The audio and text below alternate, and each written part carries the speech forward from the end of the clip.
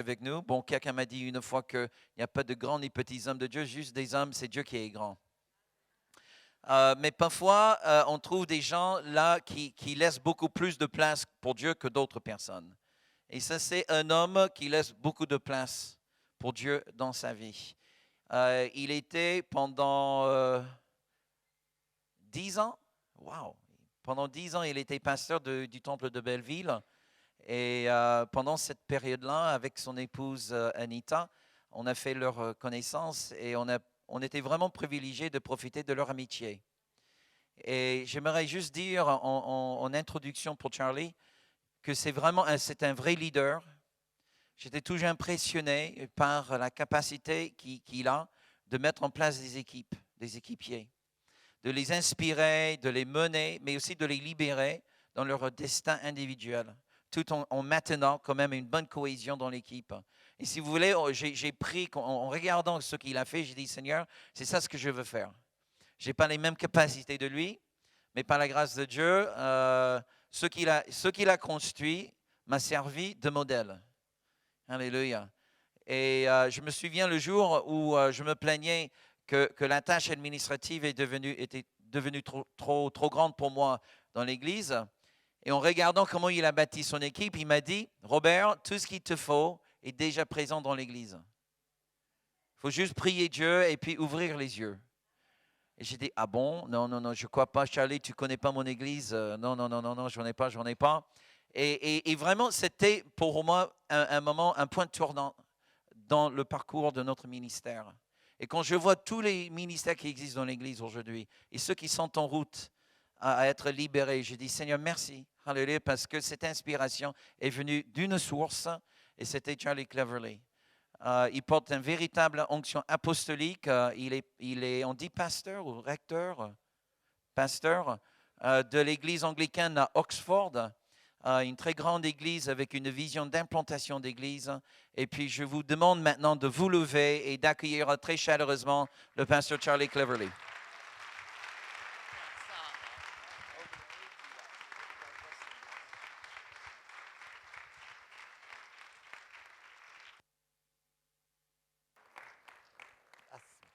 Je vous invite à vous asseoir. Bonjour à tous et à toutes. Tellement content d'être de nouveau au Bon Berger ce matin. Quel privilège. Je vous amène les salutations de notre église à Oxford et de mon épouse. Et je vous félicite, la France, des manifestations pour tous. Ça nous a touchés. Vous y avez participé? Incroyable, franchement. J'ai vu Robert à la télé, bien sûr, sur son site web. Je ne sais pas pourquoi.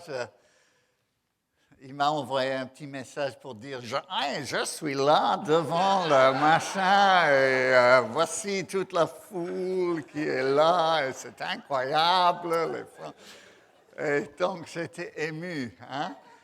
Parce que l'Angleterre combat ces mêmes redéfinitions du mariage et n'arrive pas à se lever de la façon dans laquelle vous, les Français, vous êtes levés. Donc, vraiment, je vous honore, si je peux le dire, et je vous remercie pour ce qu'il y a en France. Et j'honore les Baxter parce que ce sont des pionniers,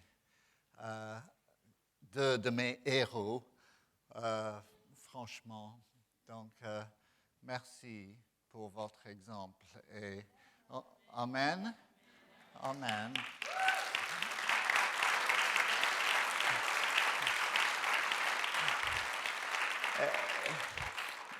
Et je vous envie, si ce n'est pas un péché, parce que vous êtes toujours à Paris. Et moi, je suis en Angleterre. À cause de l'appel de Dieu, la souffrance et l'endurance qui est les nôtres en Jésus. Amen. Un peu comme gens sur l'île de Patmos. Je me sens en exil de là où se trouve mon cœur. Chez vous. Amen. Les Français. Et j'ai été à Oxford pendant 11 ans. Plus de temps qu'à Paris, où on était 10 ans. Donc, le temps passe. Et j'aimerais qu'on regarde dans l'évangile de Marc, premier chapitre, à partir du verset 9. Marc 1, 9. Et ouvrons nos Bibles ou nos laptops ou, je ne sais pas, nos tablettes, ou voilà, mais interdiction de texter ou d'envoyer des emails. Ainsi là-bas sur le streaming. Parce que là, nous avons l'église du Bon Berger.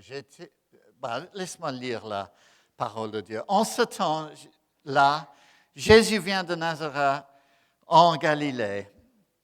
Priez pour moi que j'ai le don de langue, n'est-ce pas? Parce que ça fait longtemps depuis que j'ai parlé en français et vraiment, priez pour moi, même que je puisse lire. Vous savez, votre langue est compliquée. Au moment où il sortit de l'eau, il vit des cieux s'ouvrir et l'Esprit descendre sur lui comme une colombe et une voix fit entendre des cieux ces paroles, « Tu es mon Fils bien-aimé, en toi j'ai mis toute mon affection. » Amen. Aussitôt, l'Esprit poussa Jésus dans le désert, où il passa 40 jours tenté par Satan. Il était avec les bêtes sauvages et les anges le servaient. Après que Jean eut été livré, Jésus alla dans la Galilée, prêchant l'évangile de Dieu. Il disait, le temps est accompli et le royaume de Dieu est proche. Repentez-vous et croyez à la bonne nouvelle. Et comme il passait le long de la mer de Galilée, il vit Simon et André, frères de Simon, qui jetaient un filet dans la mer car ils étaient pêcheurs. Et Jésus leur dit, « Suivez-moi et je vous ferai pêcheurs d'hommes. » Aussitôt, ils laissèrent leur filet et le suivirent. Étant allés plus loin, il vit Jacques, fils de Zébédée, et Jean, son frère, qui eux aussi étaient dans une barque et réparaient les filets. Aussitôt, il les appela et laissant leur père Zébédée dans la barque avec les ouvriers, ils le suivirent. On va aller un peu plus loin, un peu plus tard, mais le fardeau que j'ai, c'est pour votre Église ce matin, qui a ce nom merveilleux, le bon berger. C'est que Jésus cherche deux bergers qui sont à l'image du cœur du bon berger. Quelque chose comme ça. Hein? On l'a traduit dans la voiture, mais j'ai oublié ce qu'on a trouvé. Mais God is looking for shepherds after his own heart. Dieu cherche des bergers. Est-ce que j'ai le droit de descendre de l'estrade? Ça va? Pas trop loin, ok. Pardon. Mais j'ai l'enthousiasme. Et je suis en France. Vous savez que dans le paradis, la nourriture sera française. Et on dit que dans le paradis, la nourriture est française, la police est anglaise, l'amour est italien et tout est organisé par les Suisses, n'est-ce pas? Par contre, en enfer, la police est française. La nourriture est anglaise, l'amour est suisse et tout est organisé par les Italiens. De toute façon, c'est un vieux, mais c'est un bon, une bonne, n'est-ce pas? Mais donc, de ce passage, qu'est-ce qu'on peut apprendre de la vie radicale, merveilleuse, glorieuse du bon berger pour que nous puissions devenir à la suite des bergers selon son cœur. N'est-ce pas? Dieu sait que je vois dans votre Église, dans votre communauté, une potentielle, une existence qui peut changer ce quartier et même cette ville. Je le dis en vérité, n'est-ce pas? Récemment, notre Église est au centre d'Oxford, on a plein de visites là. Le mois dernier, on avait la reine d'Angleterre, figurez-vous. Hein. Je l'ai rencontrée en réunion. Je lui ai dit merci, Mame, pour tout ce que vous avez fait pour notre pays. Nous prions pour vous et nous voulons vous dire combien notre respect est pour vous. Elle a dit merci beaucoup. Et puis elle a dit j'aime lorsqu'il y a la communauté. C'est ça ce qu'elle m'a dit. Priez pour elle parce elle suit Jésus. Je ne sais pas si vous le savez. Elle suit Jésus et tous les ans à Noël, elle enregistre un message pour le pays qui fait mention de Jésus. Priez pour elle. Et il y a quelques mois, j'ai rencontré notre Premier ministre, figurez-vous. Hein. Je ne sais pas, je ne dis pas ça pour vous impressionner, mais juste pour un peu ouvrir nos yeux et sur ce qui peut se passer. Et on m'a présenté à lui comme étant un pasteur d'une église qui rassemble 1 millier de gens en face. Et il m'a immédiatement dit, quel est le secret? Et c'est une bonne question d'ailleurs. Et je ne sais pas ce que toi tu aurais répondu à une telle question. Quel est le secret d'une vie qui peut être un aimant pour les étudiants de la ville, etc. Et je lui ai répondu de façon un peu subtile. J'ai dit, the secret prime minister is orthodoxy and community. Orthodoxy and community. Hier, j'ai enseigné dans l'école de leader et il fallait prendre 10 minutes pour traduire orthodoxie en français parce que, mais à la base, ortho, ça veut dire droit, doxa, ça veut dire gloire, et dans un sens, c'est un enseignement rempli de la gloire de Dieu. Amen. Et la communauté. Mais j'aurais pu lui répondre, le secret de cela, Premier ministre, c'est de connaître le bon berger et d'être des bergers avec le cœur du bon berger. Parce que je ressens que dans le nom même de votre Église, il y a une clé de vie. Alors, je vais vous donner quelques points sur la vie magnifique du bon berger. Premier point, Jésus savait qui il était. Vous pouvez les écrire, ça vaut le coup, même à la maison. Même sur l'Internet, même si vous êtes électroniquement branché, vous pouvez aussi écrire. Donc, connaître qui tu es. Aussitôt, il fut baptisé par Jean dans le Jourdain, et au moment où il sortit de l'eau, il vit les cieux s'ouvrir et l'Esprit descendre sur lui comme une colombe. Et une voix fit entendre des cieux ces paroles, « Tu es mon Fils bien-aimé, en qui j'ai mis toute mon affection. » La première clé est toujours la plus grande et la plus conséquente, mais savoir qui tu es change tout. 2 fois au moins dans le ministère de Jésus, les cieux se sont ouverts et la voix est venue du ciel en disant, « Ceci est mon Fils bien-aimé. Mouah, je l'aime. » L'autre fois, c'était sur le mont de transfiguration, n'est-ce pas? Et Pierre, qui avait été appelé à être un berger, et il a vu la beauté de Jésus, souvent, au moins 3 fois dans la vie de Pierre, il comprend mal. Et sur le mont de la Transfiguration, Pierre dit, construisons 3 cabines pour cela. Et puis leur voix vient, non, ceci est mon fils bien-aimé, en qui je mets mon affection. Donc c'est important que, même pour Jésus, c'était important qu'il savent qui il était. Et de cette assurance en Dieu venait toute son autorité. Alors, la première chose pour être un berger avec le cœur de Dieu, c'est de savoir qui tu es. Est-ce que toi, tu sais que tu sais que tu sais que tu es un fils ou une fille de Dieu avec un cœur restauré et une âme en voie de guérison?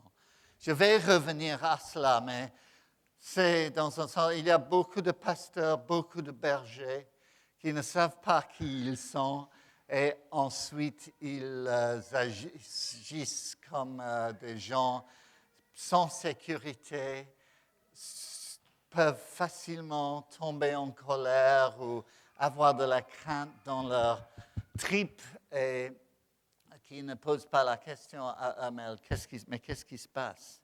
Et ce qui se passe, si tu trouves qu'il y a de la crainte dans tes tripes ou de l'angoisse ou de ce qui va se passer, c'est sans doute que tu n'as pas encore compris qui tu es. Un fils ou une fille de Dieu bien-aimé. Et ça, c'est le premier point. Le deuxième point que je veux voir dans ce message, c'est que Jésus connaissait Dieu et il connaissait le Saint-Esprit. Ça peut paraître évident, mais il est écrit aussitôt, il vit l'Esprit descendre. Verset 12, aussitôt l'Esprit poussa Jésus dans le désert. Jésus connaissait son Père et il connaissait l'Esprit. Il n'avait pas besoin de la prière de Moïse en Exode 33 qui était « Fais-moi connaître tes voies afin que je te connaisse » ou « Que ta présence vienne avec nous » Exode 33, la prière de Moïse. Mais ça pourrait peut-être être notre prière aujourd'hui. Ô Père, si je vais être un berger selon ton cœur, fais-moi connaître tes voies afin que je te connaisse. La connaissance de Dieu, la connaissance du Saint-Esprit. Est-ce que tu connais la voix du Saint-Esprit? Est-ce que tu t'y es habitué à discerner la voix du Saint-Esprit? Et ce qui dit, comment le connaître, cette voix? Jésus donne des instructions sur la voix de Dieu et la connaissance de Dieu. Et il les a soufflées dans les oreilles des prophètes qui l'ont écrit dans un livre qui s'appelle la Sainte Bible. Si nous voulons connaître notre Dieu, nous avons besoin de faire quelque chose de radical de nos vies. Et c'est un peu de faire cela, n'est-ce pas? De nous laisser imprégner par la parole de Dieu, les voix de Dieu. Est-ce que tu fais cela, toi? Est-ce que tous les jours, tu es quelqu'un qui est... Ça va, je ne suis pas devenu fou. Vous pouvez essayer cela à la maison. Hein? Ça ne va pas vous faire du mal. Mais quand même, connaître la voix de Dieu. Moi, souvent, la voix de Dieu est difficile à entendre. Qui sait cela? Difficile, que faire? Jésus souvent a dit à ses disciples, allons à part sur la montagne, montons un peu, venez avec moi à part.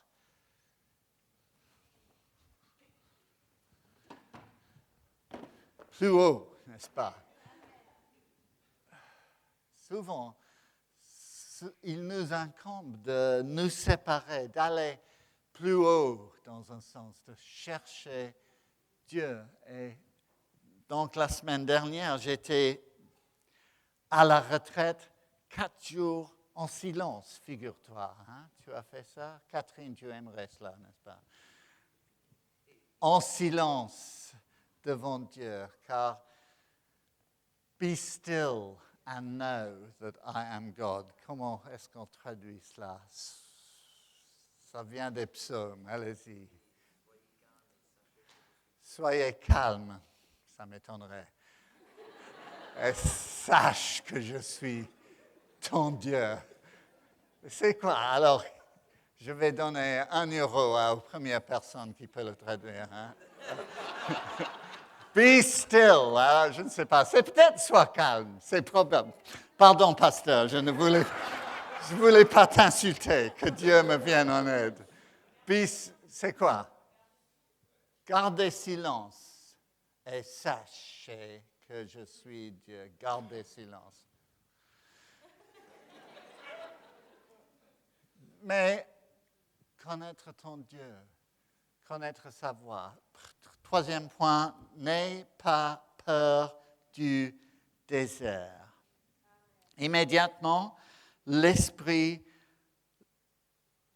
poussa Jésus dans le désert où il passa 40 jours tenté par Satan. Il était avec les bêtes sauvages et les anges le servaient. Parfois, les bergers pensent que dans leur groupe de maison, ils sont avec les bêtes sauvages. Mais excusez-moi, non, ça c'est offside. Carte jaune. Mais il est dans le désert.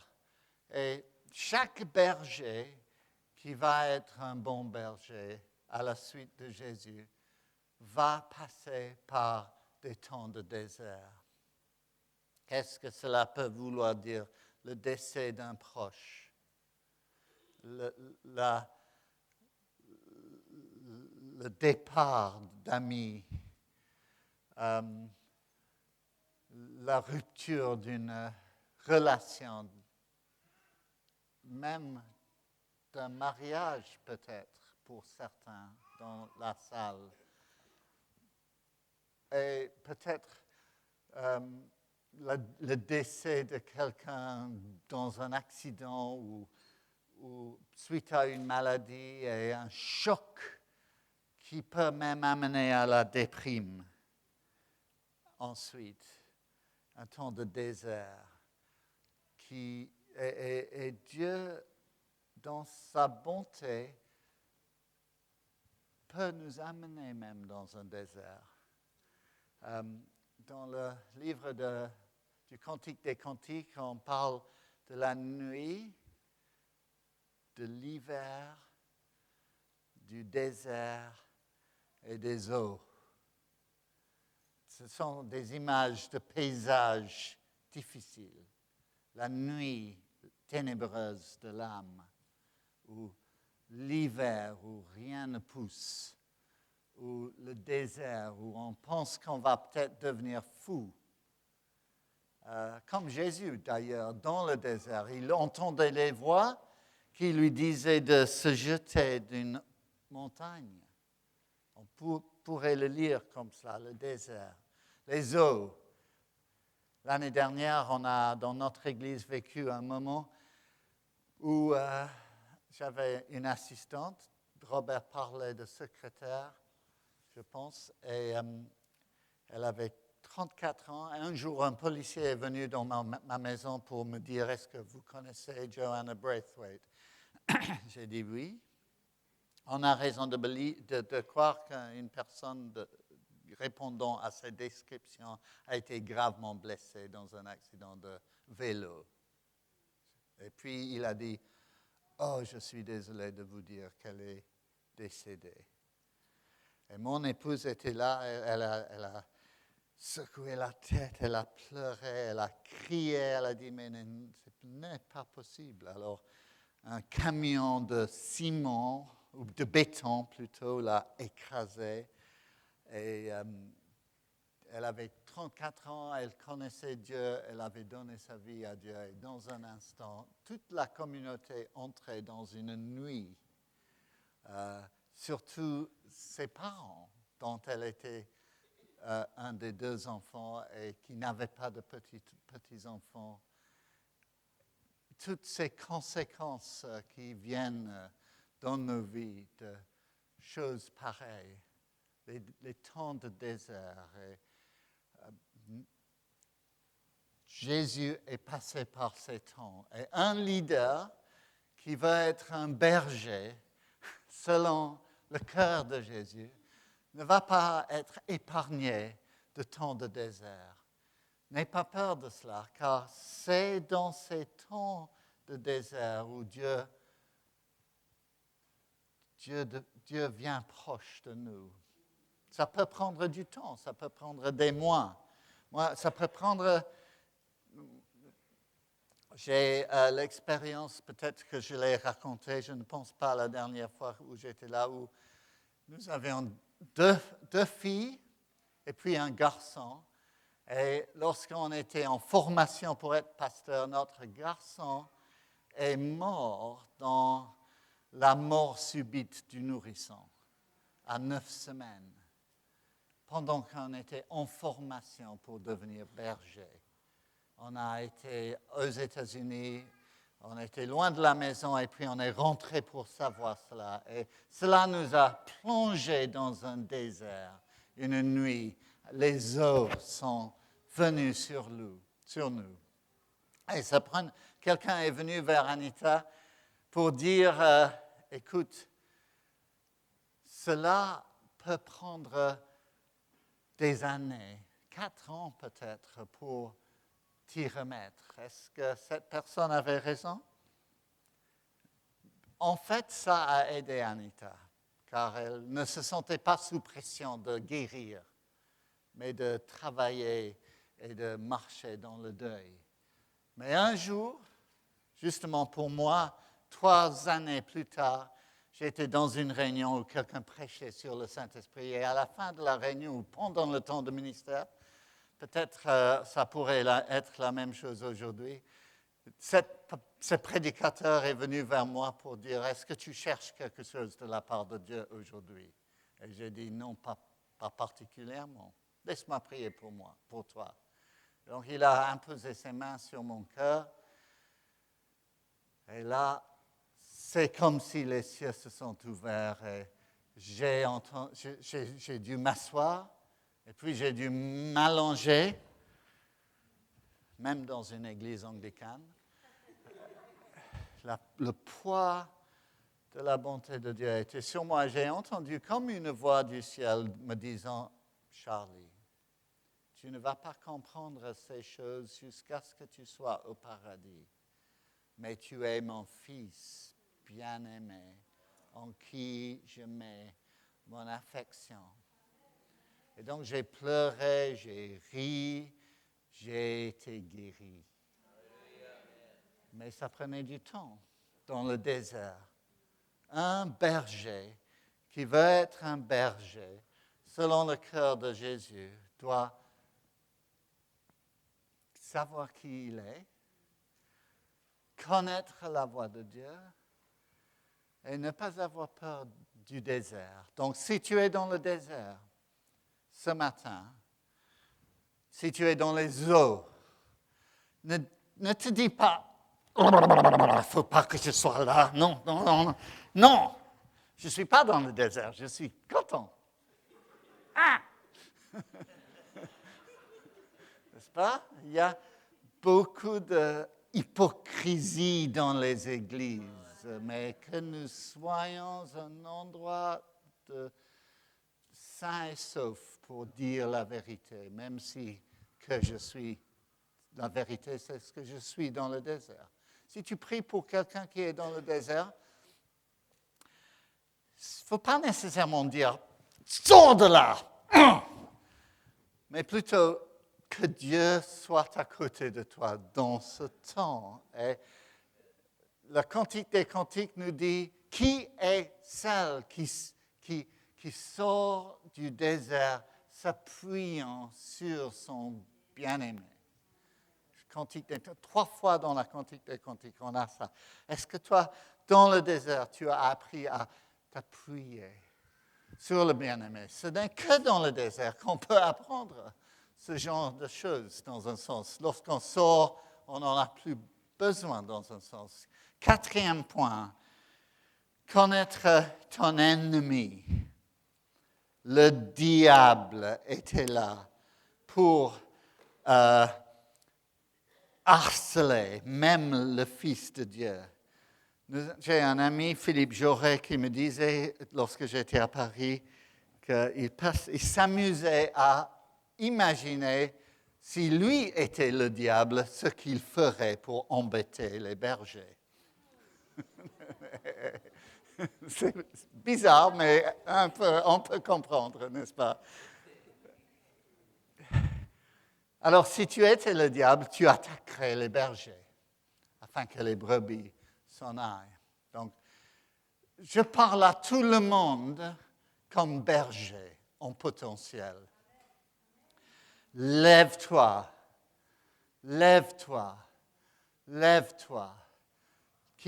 Moi, j'ai une église de bergers à Oxford. Sérieusement, parce que ce sont des gens, des étudiants en licence, en bac plus 8 ou je ne sais pas quoi, et des gens qui dirigent. Et dans le royaume de Dieu, vous êtes la tête et non pas ça. Non pas ça. Donc, il faut savoir que tu as un ennemi et comment le combattre. L'ennemi, qu'est-ce qu'il fait? Il te prend et il t'empêche de faire ce que tu as à faire. Il te prend et il dit non, non, non. Et puis, s'il voit qu'il ne peut pas t'empêcher, il change de tactique et il te pousse. Afin qu'au lieu d'être comme ça, donc, où tu hésites de suivre Dieu, parce que le diable, où tu suis Dieu comme un fanatique, car le diable te pousse à faire semblant et n'est-ce pas? Vous voyez à proclamer la prospérité ou la guérison lorsqu'il n'y a pas vraiment la guérison encore et de devenir un peu fou. Bien sûr, on doit être zélé, mais soyons des chrétiens mûrs, non pas retenus, ni courant trop vite afin qu'on se casse la figure, mais résistants. Arrière de moi, levons-nous, soyons dans les lieux célestes pour rebuke, exactement, ça, l'ennemi. 5e point, connaître ton message. Il vient et il annonce le royaume de Dieu est proche. Le Basileia tu Theou, le royaume de Dieu. Le royaume de Dieu est sa justice, la somme totale de ce que requiert Dieu. Là, le royaume, une vision du royaume de Dieu. Soyons des gens qui connaissent notre message. Ensuite, 6e point, connaître les temps. Le temps est proche, dit Jésus. Soyons un peuple qui sait quel temps il est. Et comme j'ai dit au début, en France, vous vivez des temps forts avec cette manif pour tous. Vous ne vous rendez peut-être pas compte de ce que les yeux du monde sont sur vous et vous donnez une espérance au monde. On voit les puits, les ruisseaux anciens qui ont été bloqués par toutes sortes de décombres. mais qui coule quand même sous la surface de la France, ce désir pour la justice en faveur des enfants, que les choses de Dieu, le mariage qui a été mis en place par lui ne soit pas jeté dans la poubelle comme si c'était une ordure et que la France se lève. Nous savons que la bataille n'est pas à gagner au niveau de la loi, mais il y a un temps où on ressent que la France, de nouveau, se lève, les Français, le cœur de Dieu qu'il a mis dans ce pays, cette passion pour lui, ce parfum, si tu veux. La France, la capitale des parfums, n'est-ce pas? L'endroit d'amour. Et il est temps que ce parfum se répande de louange et le parfum de la justice en faveur des enfants, cette action que vous avez le 1er mai, ça a un bon parfum. Et ne le loupez pas. Ne vous réveillez pas le 2 mai en disant « Oh, j'ai loupé ça. Je ne savais pas quel temps il était. » Il faut connaître le temps. Aussi, il faut connaître le temps de ta vie. Et je sais qu'aujourd'hui, il y a une douzaine de jeunes hommes et femmes, jeunes, ça veut dire moins de 80 ans, qui se lèveront pour dire « Je suis prêt à payer le prix pour être un berger, un sous-berger. » Aujourd'hui, c'est le temps. C'est le temps de ne plus vaciller et de dire oui, même si je vais être attaqué par l'ennemi, même si je vais risquer d'aller dans un désert, je me lève. Il faut connaître le temps. Moi, je dois connaître le temps où il faut que je m'arrête. Dis-moi. OK, tu es sûr? N'exagère pas. OK. 7, savoir travailler en équipe. Jésus invite André, et il invite Pierre, il vit Jacques. Et c'est ça ce que je suis en train de souffler sur cela dans cette église ce matin, qu'il y ait des équipes qui se lèvent. Qu'est-ce que cela veut dire, travailler en équipe? Ça veut dire difficulté. J'ai un beau-frère qui a un business. Et je lui ai dit l'autre jour, un business où il monte des spectacles ou je ne sais pas quoi. Et je lui ai dit, comment ça va le boulot? Il a dit, beaucoup de boulot, trop de boulot. Oh, c'est grave, c'est magnifique, mais c'est grave. Est-ce que tu vas embaucher quelqu'un? J'ai dit, non, pourquoi moi embaucher? Non. Pourquoi organiser ma propre dépression nerveuse d'avance? Donc, je préfère être seul. Mais dans le royaume de Dieu, ce n'est pas comme ça. Nous savons que... c'est vrai, hein? Mais le travail en équipe, c'est... je pense souvent l'Église, je dis que c'est comme ça. Tada! Fais cela avec moi. Tada! Donc c'est merveilleux et terrible en même temps, n'est-ce pas? Et le travail en équipe, c'est la même chose. C'est tada! Lorsque tu découvres qui sont les gens. Et il faut naviguer cela. J'ai vu des équipes où... Moi, j'ai implanté une fois une église à Londres, près de Londres, et on a nommé 12 personnes se sont appelées à faire cela. Et on a imposé les mains sur eux un dimanche matin et moi pour partir pour faire cela. Vous savez, et on était dans la joie, l'équipe qui s'aime. Et puis le mercredi, un de ces hommes avait eu un argument avec un autre de ces hommes, ces piliers du nouveau Église. Il avait été tellement en colère qu'il a cogné l'autre comme ça. Vous vous rendez compte, hein? Et donc, notre rêve d'équipe est tourné en cauchemar en 3 jours. Mais il faut naviguer cela, n'est-ce pas? J'ai été trahi, si j'ose le dire, par certains. On a blogué, si on fait ça en France. On fait ça? Contre moi, on a écrit sur l'Internet que ce pasteur est un menteur et ne sait pas prêcher, et l'autre est mieux, et tout ça. Je dis cela pour dire que les équipes sont compliquées. Qu'est-ce qui s'est passé à l'équipe du meilleur leader du monde entier dans toute l'histoire qui s'appelait Jésus-Christ? Il a été trahi jusqu'à la mort. Donc, il n'a quand même pas dit, bon, je fais ça moi-même, plus d'équipe. Non, Pierre, tu m'as trahi aussi, c'est trop tard, bof.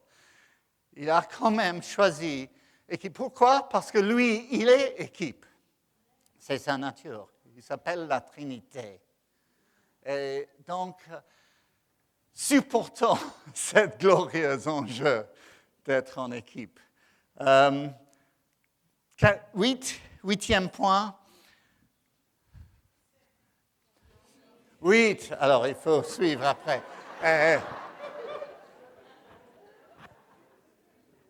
Repart à 0. Savoir être normal. Jésus entre dans la maison de Simon-Pierre. Il voit que la mère ne va pas bien. Il va chez elle. Il n'est pas trop spirituel pour faire les choses normales, pour être dans la salle de quelqu'un, la chambre de quelqu'un qui ne va pas bien et de manger en famille. Bien sûr, il l'a guéri, mais ne soyons pas des gens zarbis.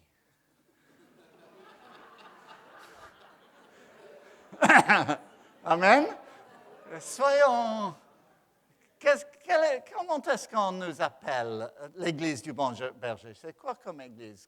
Qu'est-ce que tu veux quand on t'appelle?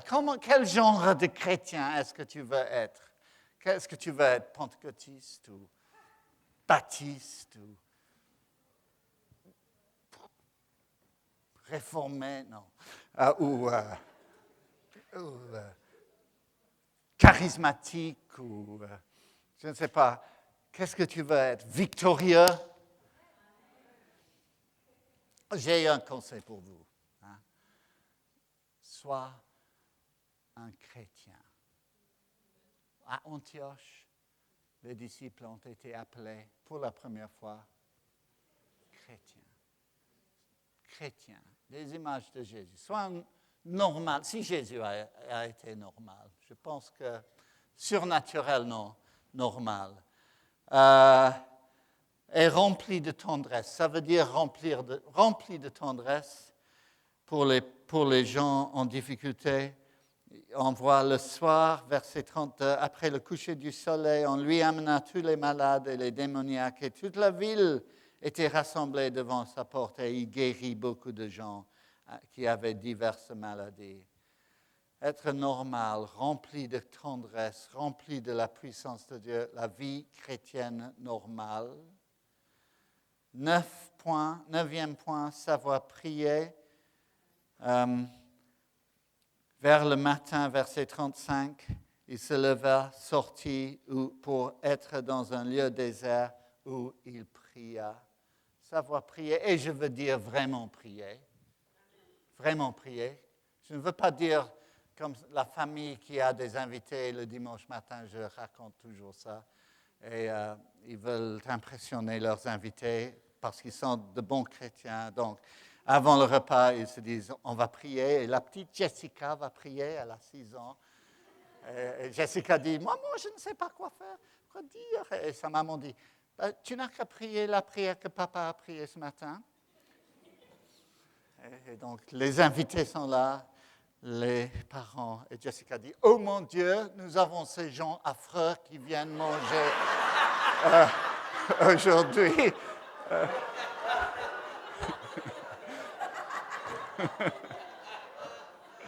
C'est pas ce genre de prière, hein?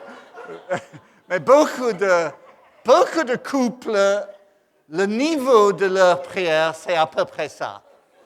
C'est tout ce qu'ils savent prier. Mais Jésus se leva et il alla sur la montagne tôt le matin. Et là, il avait sa main dans la main de Dieu. Est-ce que toi, tu connais ça? Si tu veux être un berger, il le faut. Et en dernier, 10e point, être un homme ou une femme de vision. De vision. Quand ils l'eurent trouvé, ils lui dirent, tous te cherchent. Et il leur répondit, verset 38, allons ailleurs, dans les bourgades voisines, afin que j'y prêche aussi. C'est pour cela que je suis sorti. Jésus savait dire non. Il avait des frontières sur sa vie. Il était un homme en bonne santé émotionnelle. Il ne disait pas oui à tout le monde. Il savait ses limites. Même le Fils de Dieu avait des limites. Il ne pouvait pas tout faire. Toi non plus. Aie confiance dans tes limites. Ça fait partie de la santé émotionnelle. Et en terminant, je veux dire que il y a quelques années, un prophète américain qui s'appelle A.W. Tozer a écrit un bouquin qui s'appelait « La louange ».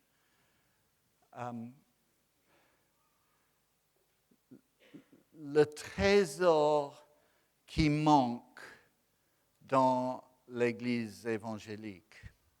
The missing jewel of the evangelical church. La louange. Maintenant, l'Église est remplie de louanges. Il y a beaucoup de louanges. Partout où on va, Robert a annoncé un concert de louanges à la Porte Maillot pour lequel il faut payer, figurez-vous. Les chrétiens vont y aller. Qu'est-ce qui manque maintenant? Quel est le trésor qui manque dans l'Église évangélique, protestante, charismatique, chrétienne? J'oserais dire que c'est la santé émotionnelle. La santé.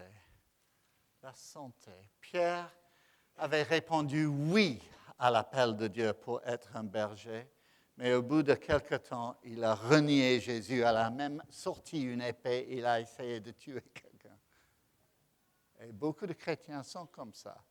Ils ont eu un appel. Ils ont répondu oui. Et puis, à cause du manque de guérison, ils se tuent entre eux-mêmes. Et Pierre a eu un deuxième appel où Jésus a dit, est-ce que tu m'aimes? M'aimes-tu? Paie mes brebis. Fais paître mes brebis. Et il a, dans un sens, guéri. Et je pense qu'en terminant, je pense qu'il y a certains dans la salle qui reçoivent cela pour la première fois, l'appel pour être un berger selon le cœur de Jésus. Vas-y. Mais d'autres qui ont reçu cela il y a longtemps, mais qui ont besoin d'être remis et guéris émotionnellement. Et si dans ton cœur, dans tes tripes, il y a souvent de l'angoisse, de la colère même, et tu ne sais pas d'où ça vient, un peu comme Pierre, qui enlevait une épée pour tuer l'associé du grand prêtre, le high priest. Si tu es comme ça, il se peut que tu aies besoin, toi, comme Pierre, d'un deuxième appel pour être un berger. Le premier appel vient souvent à midi lorsque le soleil brille.